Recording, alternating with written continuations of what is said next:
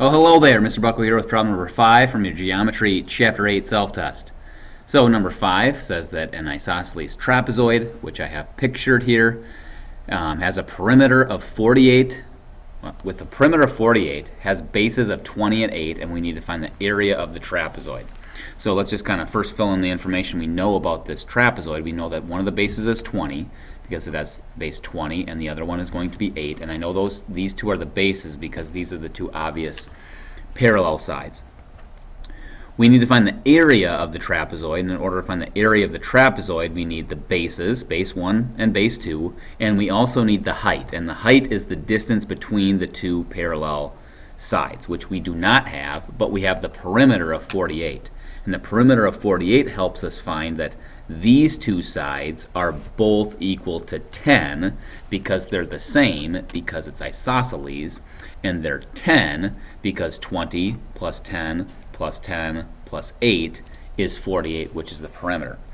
These 10s don't help us with the area whatsoever, but they will help us find the height of the trapezoid, because I can draw two triangles here, two lines, the height, which form two triangles, which will be congruent.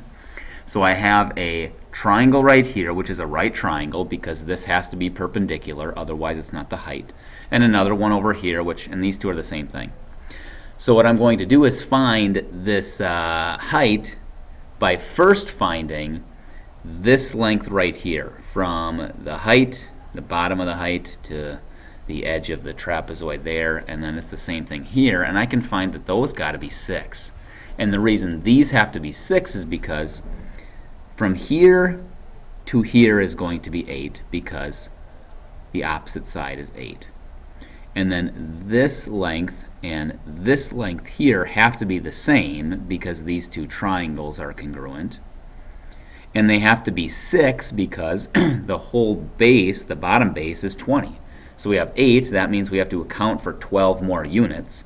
So 12 divided by 2 is 6. So each of these are 6.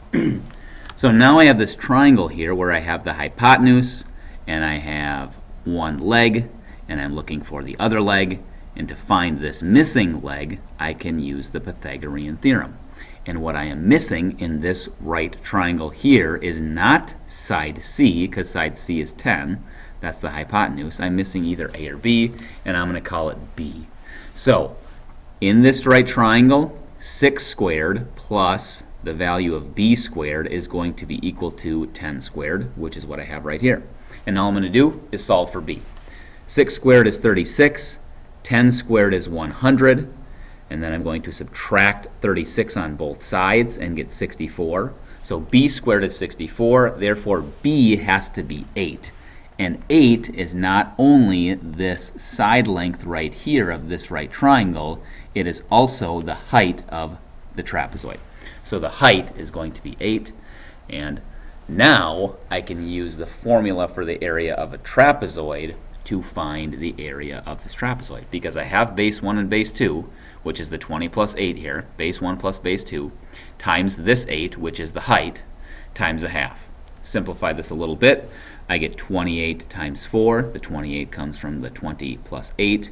The 4 comes from the 8 times 1/2. And 28 times 4 is 112. Therefore, the area of this trapezoid is 112.